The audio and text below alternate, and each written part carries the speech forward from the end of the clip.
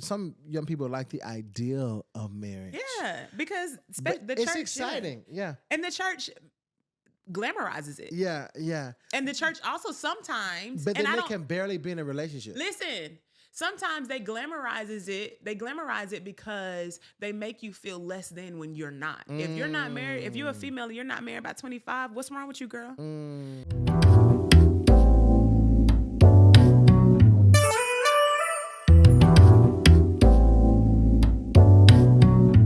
Hello, my friends, and welcome to A Conversation with Matthew. I'm Matthew Sanchez, and I am so glad. I'm so glad I can shout. I'm so glad that you chose this particular time out of your day to spend with me. Listen, my intention with every single episode that you hear on this podcast is always to plant a seed of inspiration in the hopes that it grows into your transformation. I'm all about self-development, and I'm all about encouraging people. So if you like what you've heard and you like the movement, share it. Because like Dr. Maya Angelou says, when you learn, you teach. When you get, you give. Thank you so much. Brought to you by MSW Productions.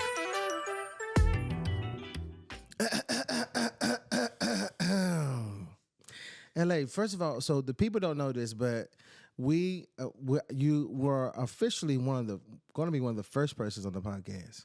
Yes. Because I had pre-recorded everything, and you were just one of those first people I wanted to talk to. Yeah.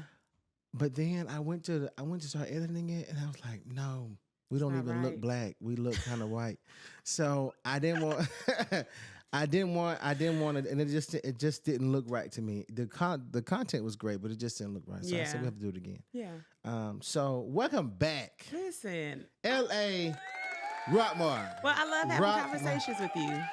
Now, for real, okay, don't say that because we're on the podcast. Like, do you really mean that? Yes, I feel like even outside of this podcast, like we do very deep conversations. We do. We've had a lot of car conversations, the street conversations when we out after class, right? Because we're in Highlands College together. Yes, and parking lot conversation. Yeah, there you go. Now I should say street. I shouldn't say street. That sounded that sounded really streetified. Yeah. But we've had many conversations, and I love having conversations with people who can go deep places. Yes. You know what I mean? Like, what's the point of staying on the surface? Let's go. Right. If we're going to talk about it, let's talk about it. Let's talk about it, because why are we, what we hiding for? Yeah, we ain't going to pity pat. You know, I believe if God sent somebody to your life, why be so sheltered? Or shallow. Oh, shallow. Why be so shallow or sheltered? You know, I don't know. I struggle with that, actually. I struggle with having surface relationships. And some people are surface people, and that's okay. I am a deep person. Yeah. And I don't mean that to be like, oh, I'll just talk about deep stuff all the time. Yeah. But if you are a friend, if you are someone that I love, I don't want to feel like I can only scratch the surface with you. I want to talk about the deep, real stuff, because that's what matters. Yeah. Like, I care about your day, but I want to know about the details of your day. Okay, like, when did you know? Because I'm gonna tell you when I knew, but when did you know you could, like, we had a real brother sisterhood connection that you weren't afraid to go deep? At what point? Give the people a story. When did you know? Because I remember when we officially first met. I remember exactly what was going on, but I'm gonna let you go first. I mean, I think that's a twofold question. Are you asking when we first met? Or are you asking when we had a deep conversation that I felt like I could go deep with you? Well, that may be the time we first met. I don't know. What I'm saying is, I'm the type of person that's going to go deep anyway. So if I go deep with you, if I start asking questions and those questions, you don't stop me, then I know I can go deep with you. But if I can see, if I can read the room and see that you're a little reserved and that you don't want to talk about things, then I'll be like, got it. So not going there. But I think, from our first conversation, you are just someone that wants to know, and you want to know the real things, and you want to have you don't just stop at one question. You want to know the why behind the why behind the why. Yeah. And I love that because I'm that. I think people in general don't like when people ask questions, especially in leadership. Like, people hate when people ask questions, which is a sign of a good leader. When they ask, when someone is asking questions, it's because they want clarity, right, and they want to understand. Right. And I think sometimes people think asking questions can be a negative thing, like you're coming up intruding. against. Yes, and it's like, no, I just really want to know. And so I love when people ask me questions. So. Well, let me tell you, this is how I knew we were going to be like deep conversation, brother, sister, friends. Because I love that, friends. brother, sister, friends. Yeah, I mean, I have a lot of brother, sister, friends, and some of them I can't go deep with, and some of them I can. Yeah. And you're one of those people in my kitchen cabinet that I can go deep with and not feel like it's not safe. That makes sense? Yeah. Okay. Yeah. So I'm gonna tell you where I went. When we were I think we were outside, and you were in your car, and I was standing there talking to you, and Abraham came by. Okay, this is your friend Abraham. Okay, and I remember I started asking y'all questions because I didn't know Abraham either. I started asking y'all questions, and I thought that in that time, like, oh, she's gonna tell me to shut up, or Abraham's gonna tell me to shut up at one point. But y'all didn't, and we were because we had just got done with Dream Team Party or something like that. Dream Team something. It was something at the church. Yeah, something at the church, and everybody was ready to go home. Yeah. And I knew I was the last one there because I was helping clean up, and you and Abraham was helping clean up. So I said, man, I know. I just want to ask them because they look cool, but I don't know yet. And y'all talked to me about a good about 10 minutes. Yeah. I knew then that we would be sister brother friends. I knew it. Yeah. Do you remember that conversation? I do remember that conversation. We were walking to our cars and you stopped us. Right. Yeah. I stopped y'all. I was nervous to stop y'all. I was like, I don't know.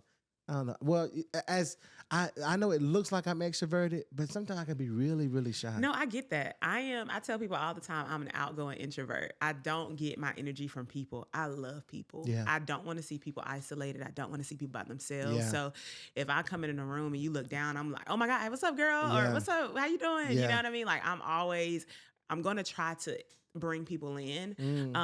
But I do need time to recharge. I do And too. so sometimes people think, oh, something's wrong with her. And I'm like, no, I'm just tired. Right.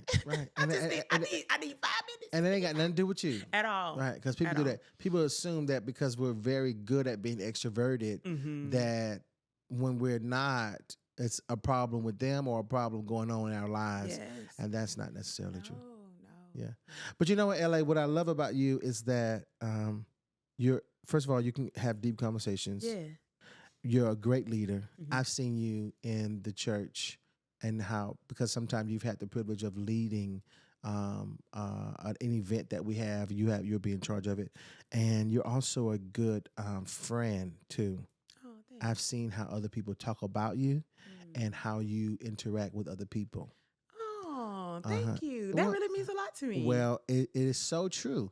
And I think what I'm trying to do here with this podcast is introduce my people to the people, like people that you may not know, people that watch me may not know you. And I wanna show that, man, you could be young, full of God, but also struggle and still love God too. Absolutely. You know what I mean? Yeah. It's in the Bible. The Bible says it rains on the righteous and the unrighteous. So that means trouble's gonna come, but it's what's in you and how you deal with it. Yeah. So absolutely. Yeah. And I feel like I've known you long enough to see you in your highest and see you at your lowest. Yeah. So this is why I wanted you on the podcast. Yay. Because I think that you're a really good person. Thank you. Yeah. Thank you, Matthew. Actually, I really, really appreciate you saying that. This morning was actually a struggle for me. I felt that when I came in. I didn't want to give you a business. Hold the phone now. No. But no, the enemy, he tries to come in. He tries to steal from us, especially when God has us on assignment and God has placed things in our hearts to do. Yeah. That's what the enemy's job is, to steal, kill, and destroy. Yeah. And we have to stand firm in what God has called us. And that doesn't mean without tears. That doesn't mean without pain. That doesn't mean without whatever, that means you pick up your sword and you fight. Absolutely. And Absolutely.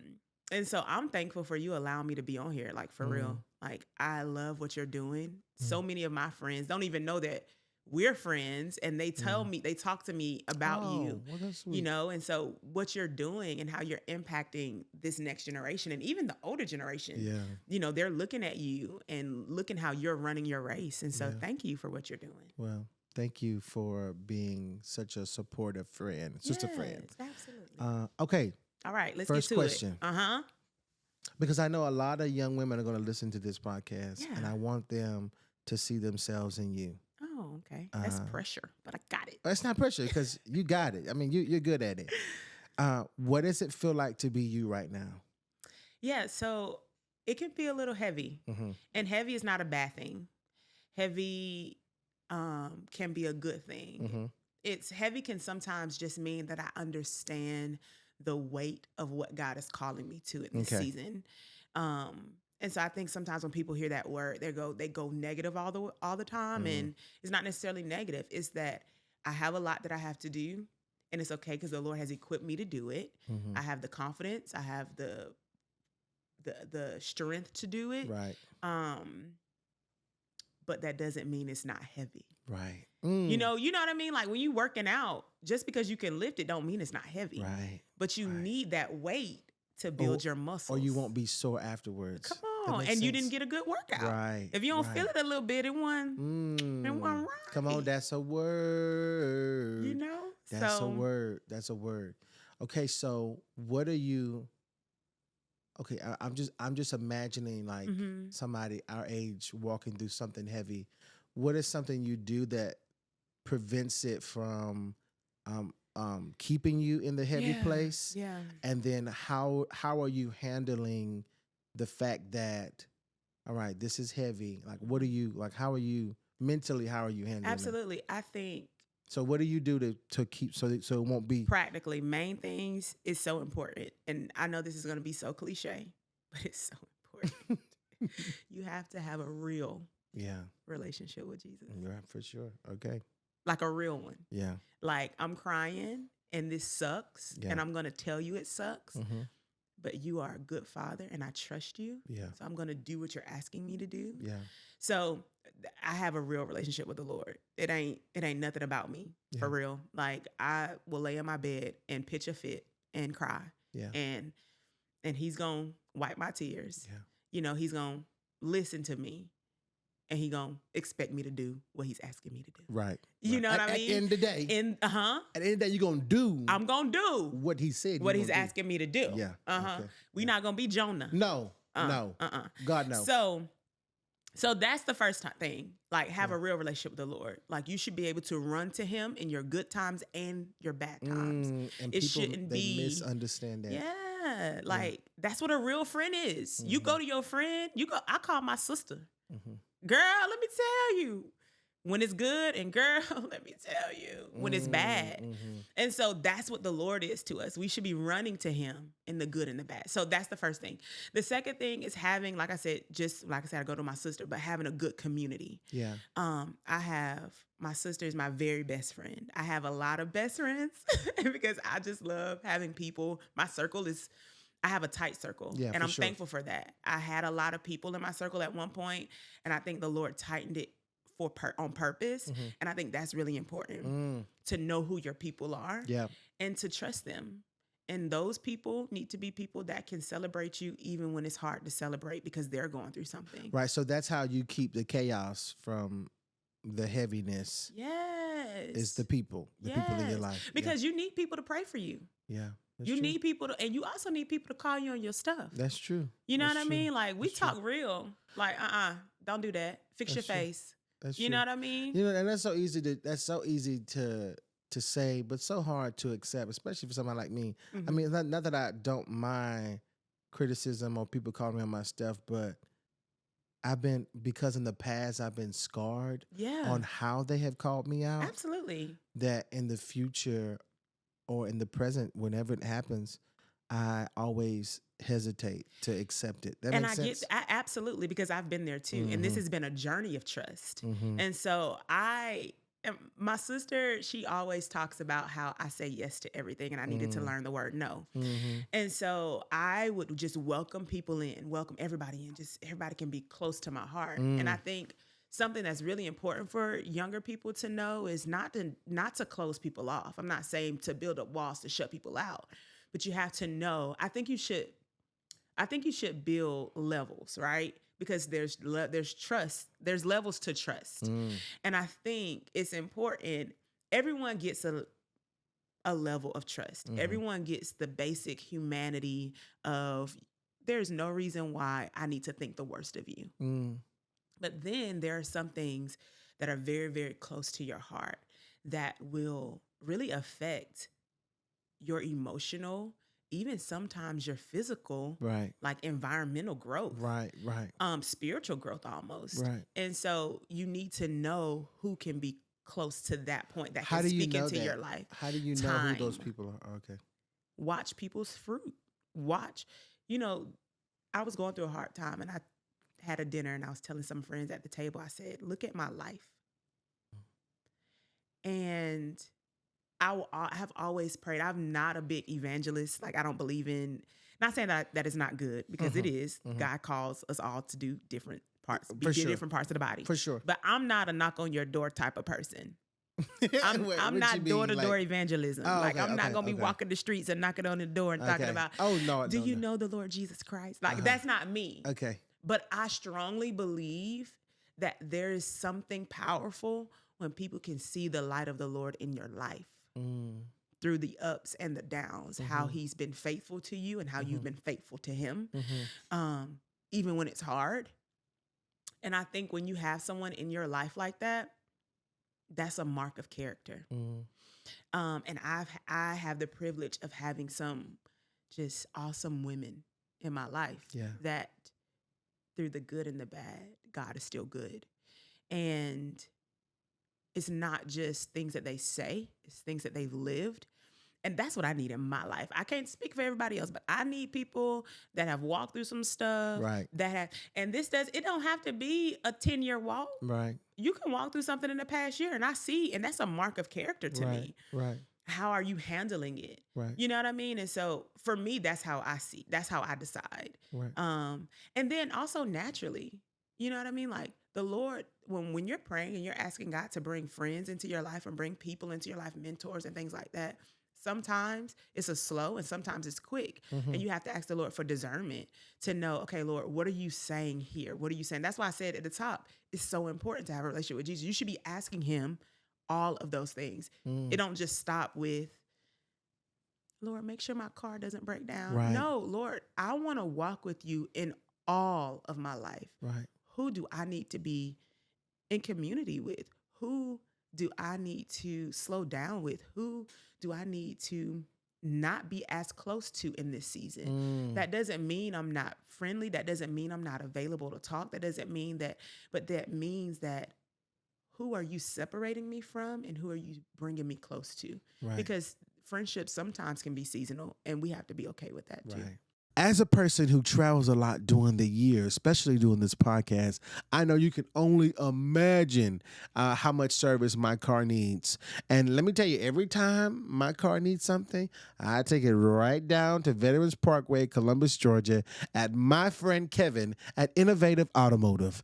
Not only are they so welcoming and great with hospitality, but they're so intentional on how and what they do to your car.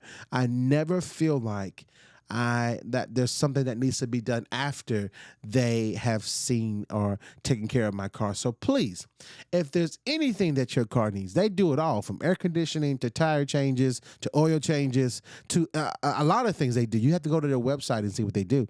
But give them a call at 706-653 6566. Innovative Automotive is where I take my car, and I think that you should too. Now back to this conversation. Right.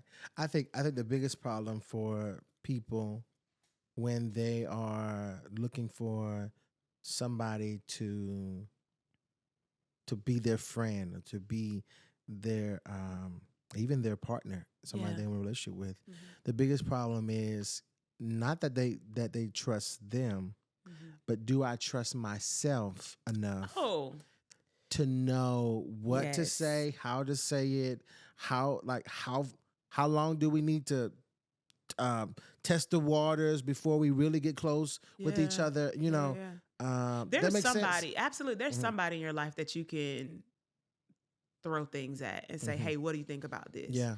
And well, there should be somebody in your life. There should be. And if there's not, you really have to take a deep breath. Right. Especially if it's a conflict thing, take a deep breath. Sit on it for a few hours, sit on it for a few days before you like get through the angst of it. You know what I mean?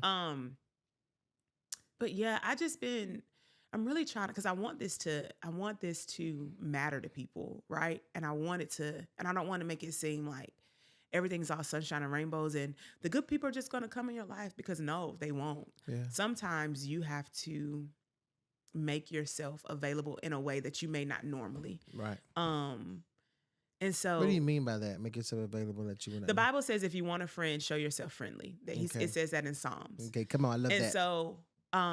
And so what I mean by that is sometimes you have to slow down. One of the culture cards at our church is that walk slowly through the crowd.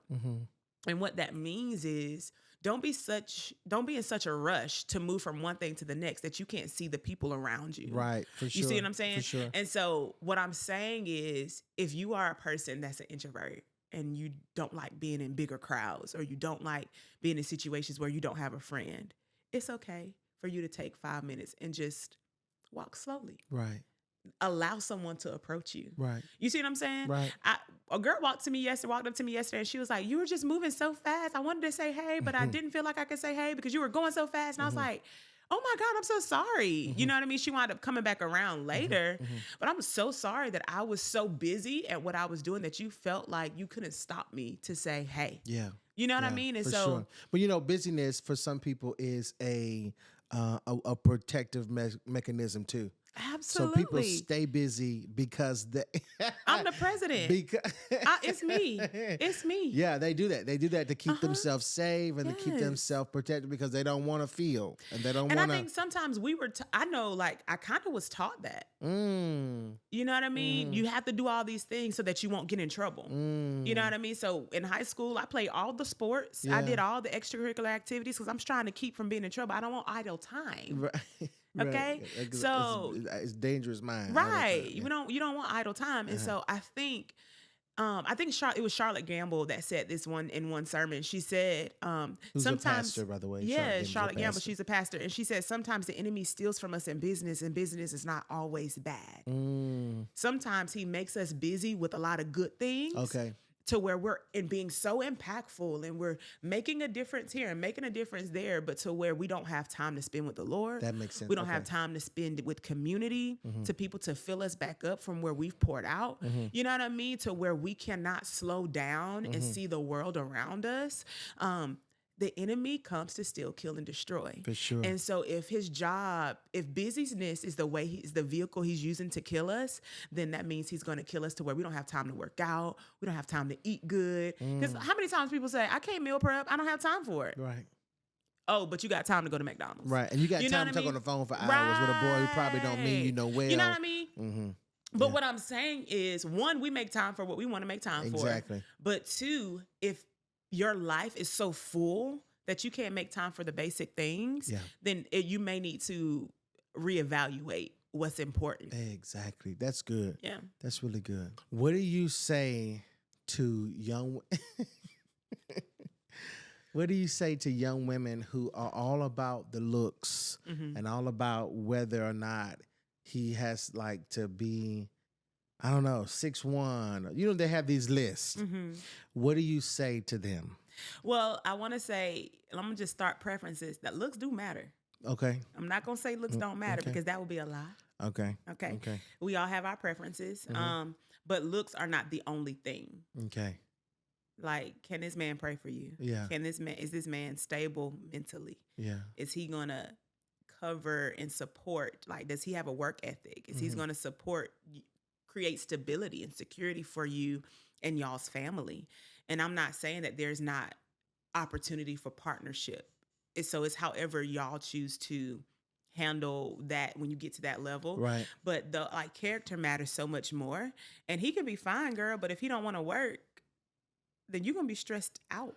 Right. If You know what I mean? if he can't fit like practically. Like if he doesn't want to go to work to make money, to keep a roof over y'all's head, then that may not be the one for you. If he doesn't have the ability to pray for you when you are going through it emotionally, then he may not be the one for you if that's what you're needing. Yeah. And that should be what you want.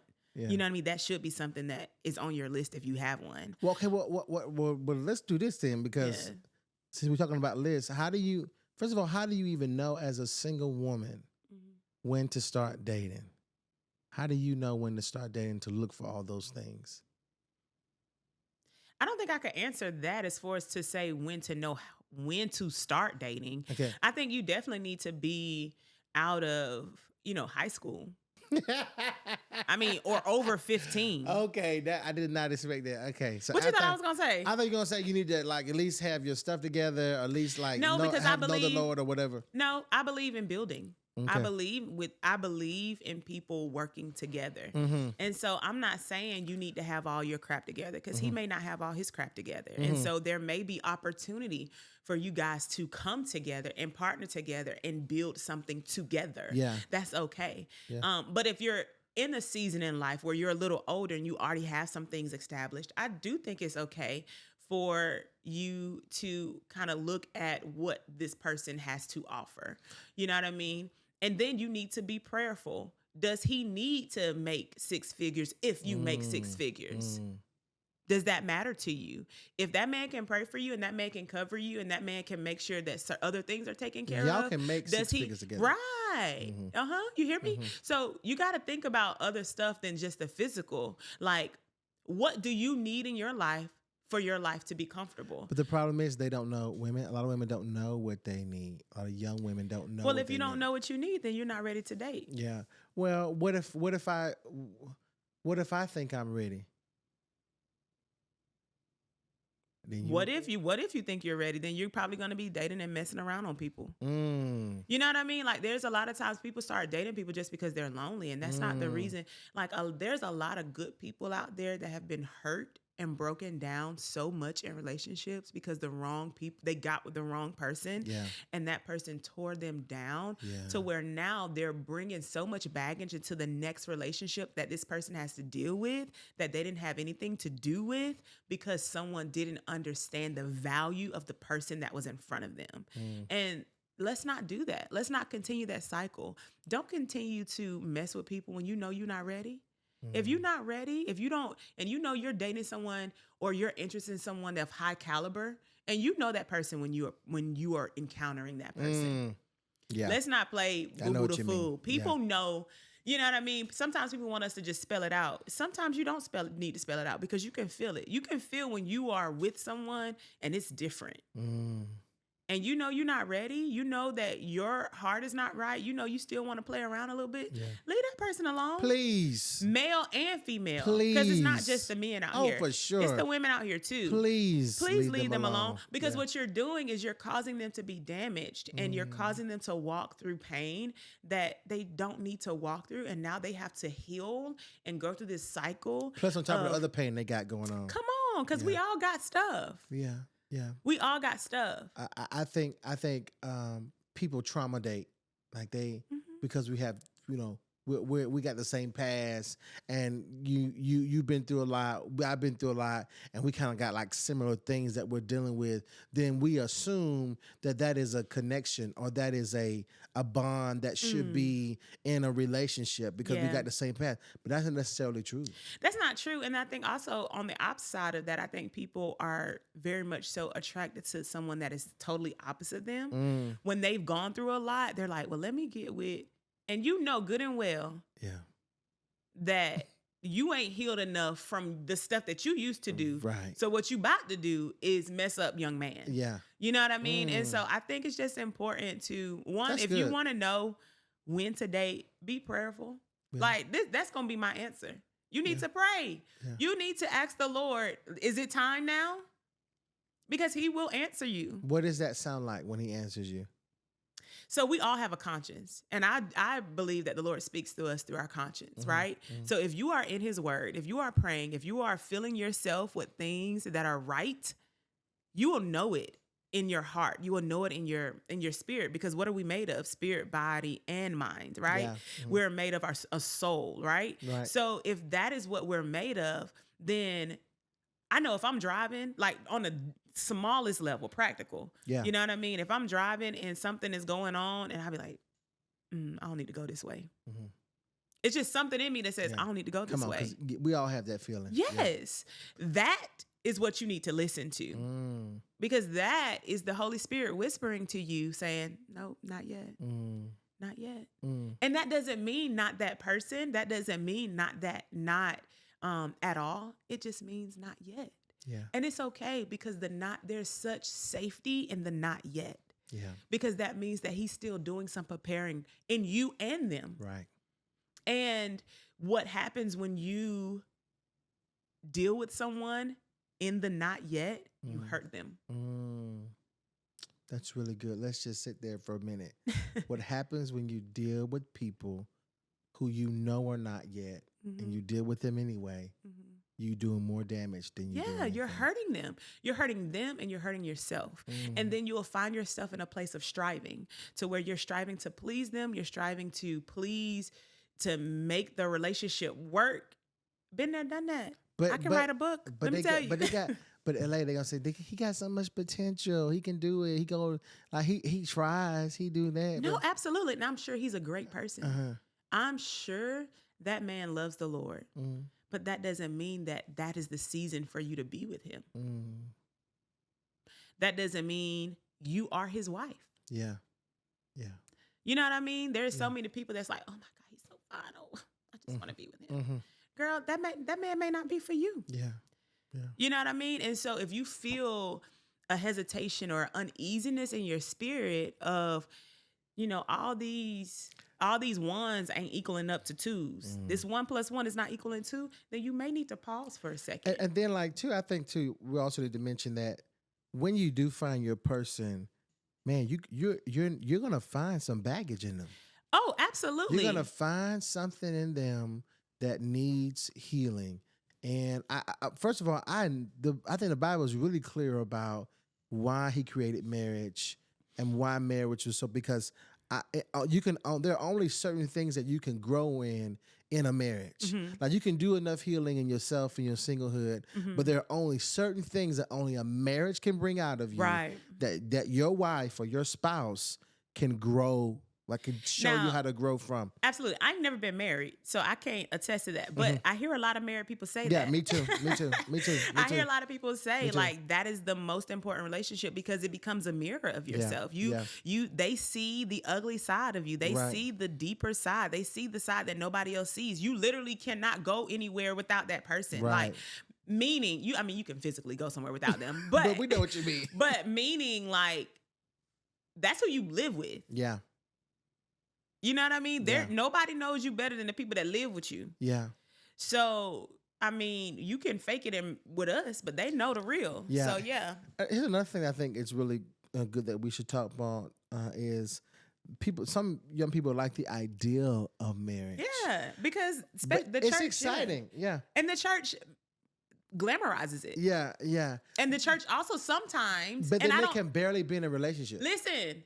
Sometimes they glamorize it because they make you feel less than when you're not. If you're not married, if you're a female and you're not married by 25, what's wrong with you, girl? You know what I mean? Sometimes we focus so much on something that's good that we don't even realize that we are causing chaos, a shade or almost darkness when someone doesn't meet that standard. You know what I mean? Yeah, like we sense. Create standards and we don't even realize we're creating them. And then we place labels on them that they never can live up to. And now I'm having to live down. I'm trying to ask God why I'm single too. And now I got to live down the standard that somebody else has put on me in my mind. Right. Now I'm battling already what I'm battling emotionally. I'm already battling in my mind. Well, I have questions too. And now I have to put on your voice in my head too. Like, that's not okay. And so I think it's so important for us to be careful on things that we are making standards. Yeah. I think it's important for family. Don't get me wrong. Like, it is important, but there's not a time when you should do it. Like, there's not to say, oh, you need to do it at 19. You need to get married them right out of high school, because there was a season and time in this world where that's what a lot of people are doing. And then, they're married at 40 and say, oh, we've been married for 20 years. And that's a big thing. That's great. Right. But what if you don't get married to 32? Right. What if you don't get married to 45? Right. It's still good. Right. You know what I mean? And so I just want to encourage not only people that are in singleness in their 20s, but also people that are in singleness in their 30s, people that's in singleness in their 40s, because you're still good. Yeah. Just because you have not met a standard or a world standard or even sometimes a church standard, that doesn't mean that you're bad or something's wrong with you. Right. That means that you are still being put in position. And so I would challenge you in this season, and this is something that I'm challenging myself with: do good in this season.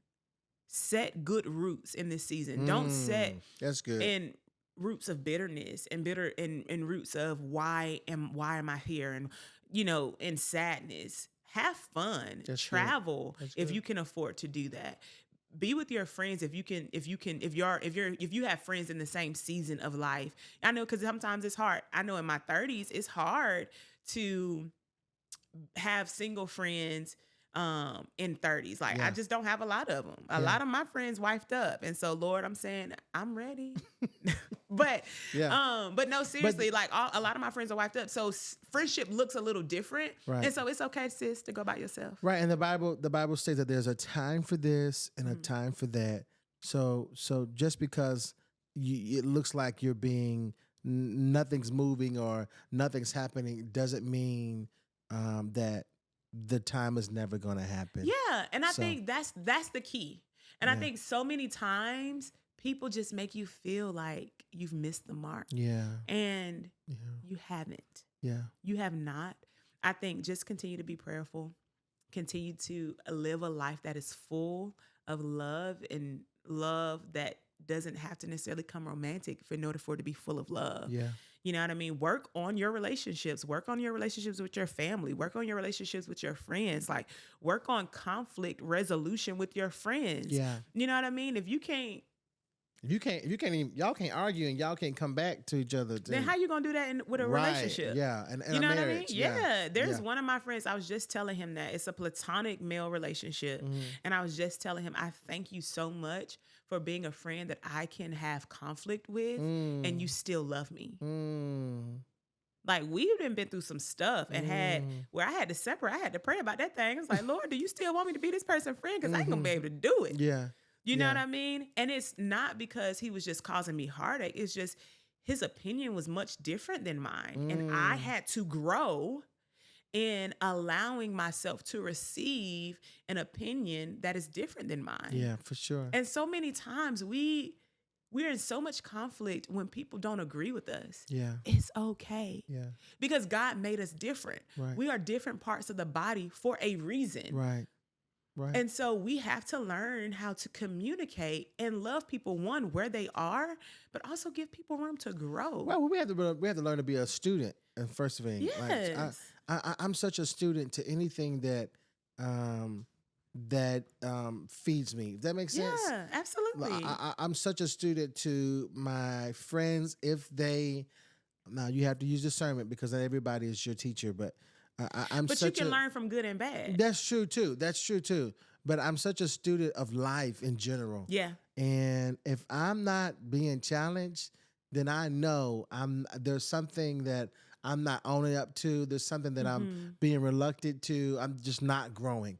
So what I'm saying is challenges help you grow. And if you don't, it's not a challenge. Maybe this is not for you, whatever it is. Everything doesn't have to be hard. I think I need to say that too, because I think sometimes we live in a world to where people think if it's not a struggle, then it ain't right. Right. Everything doesn't have to be hard. Right. Also, everything is not always sunshine and rainbows. Exactly. You see what I'm saying? So it shouldn't be an uphill battle all the time, but it shouldn't always be a walk in the park. Because if it's always a walk in the park, then somebody lying. And let me tell you something. And we got to go. Okay. Man, listen. See, yeah, come on, because the God want me to say this. I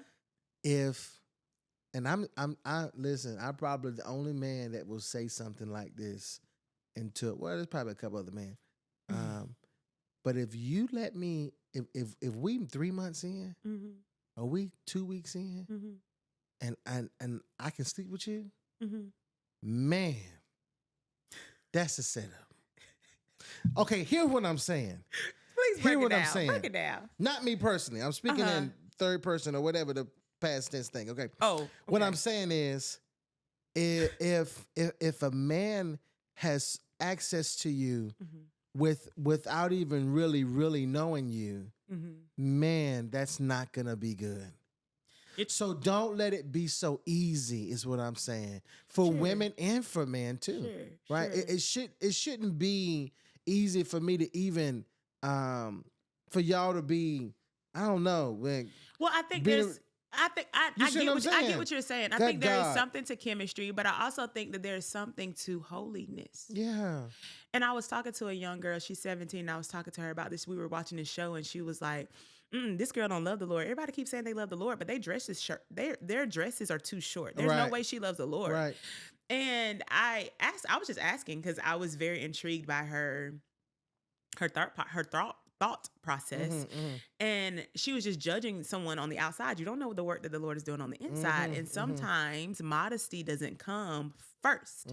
Like there's a churchy level to where we're like, oh, you have to dress with this way and do things this way. And those be the ones that be out here. Exactly. You hear me? Exactly. Yeah. So I think it's so important to just have holiness, and holiness comes with having a relationship with the Lord. Right. And modesty, that comes in place. When you focus on the holiness of, I love you, Lord, I care about what you care about. Yeah. What does your word say about marriage? What does your word say about sex outside of it? Yeah, for sure. What does your word say about platonic relationships, friendships? What does your word say?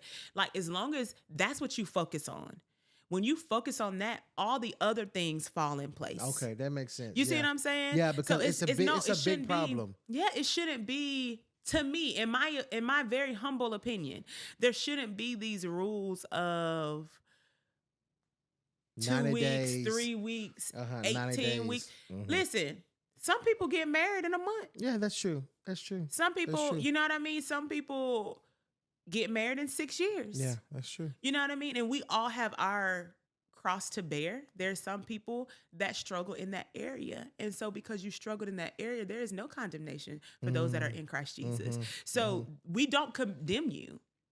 I do ask you to pray and repent. Right. Because that's what the Bible says. Right. But that's your walk to carry. Right. Right. I can't throw a stone because you chose to sleep with Buddy on the first night.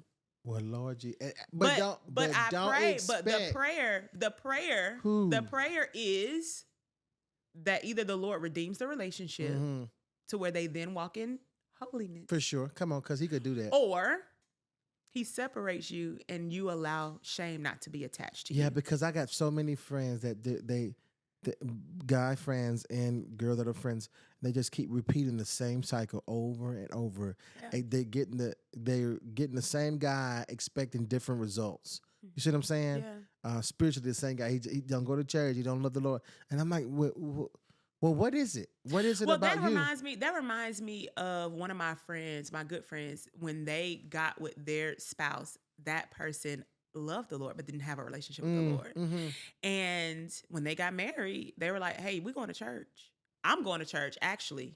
I don't know what you about to do, but I'm going. Right. You know what I mean? And so I think it's so important. I'm not saying people need to get in relationships with people that don't believe like they believe, because it makes life much easier when you are on the same page. For sure. But if you are in a relationship that people that don't believe, first be focused on your relationship with the Lord. Yeah. And prayerfully, because we are the light and salt of the earth, because of the life change in your life, it'll also show them, something's different with this person. I wonder what's going on. And it'll open the door for communication. It'll open the door for conversation. Right. And it'll lead them to also that difference. Right, right. I don't know if we got it all out, but this is good. This is good. And like, this has been great. It has been. Man, what a conversation this is. If you had the phone number to every young woman in America. Not America. America. In closing words, what would you say? Because we talked about a lot. Yeah. And I pray that somebody got something. I know they did because you're such a good communicator. I want, if there's one thing you want every young person, every young woman to hear in this conversation, what is it? I want them to hear that community is better. Don't isolate yourself. Don't be alone. Don't worry about what you don't have. Focus on what you do have. And what you feel like is lacking, pray about it. And the Lord will bring it into your life in the right season. Yeah. You're not bad. You didn't do anything wrong. The mistakes that you made are mistakes. And you don't have to have shame. You don't have to carry it. You don't have to walk in condemnation. That's not God's portion for you. Yeah. I want them to know that there's hope. And I want them to know that what season that they're in, if they're unhappy with the season that they're in, that this too shall pass. Yeah. And to just stand in God's word. That's what I want them to know. Yeah. The relationship that you have with the Lord is the most important relationship. And if that is not solidified, if that is not where it needs to be, you need to start there. That's the first relationship. Because that's all that matters. At the end of the day, whether you were with somebody or not, at the end of the day, guess what? When you die, guess what? Young man, you're not going to be his wife anymore. Yeah, you be dead and gone. Right? Be dead. What your soul is what matters. And when you get that part right, I think for a long time, even me, I didn't have that part right. I was in church all the time. I loved the Lord. I felt like I was doing things right. But in my heart, I was being envious and striving and trying to get things because that was the right thing to get. Yeah. No. Once you get in alignment, and sis, I'm not saying if you are in alignment and you're still single that something is wrong. God still may be working on that man. Right. You know what I mean? I think the world just puts so much weight on us. And so I want them to breathe. And I want them to understand that you are not bad. You are not wrong. You are not broken. You are whole. Yeah. Because you have a Lord that loves you and that cares for you. And in his timing, he will bring in alignment what he wants for you to have. Ladies and gentlemen, LA, Rockmore, ladies and gentlemen. Ladies and gentlemen. LA, thank you. Absolutely. It's been a pleasure. I love this. Listen, you got to come back. You know I love to talk. You got to come back. Tell the people where they can find you real quick in about 1 minute. All right. So you can find me on my Instagram of Just Call Me LA. And then you can see me on Facebook at LA Rockmore. And hopefully you have a book and you be on tour speaking and stuff like that. Well, I'm calling it. I'm calling it. I feel it. Yeah. Come on. Well, let the Lord do what he wants to do. Because I'm telling you, you're going to be speaking. Come on. I feel it. Writing books, podcasts, television. All right. All right. Thank you. All right. Thanks, Matt.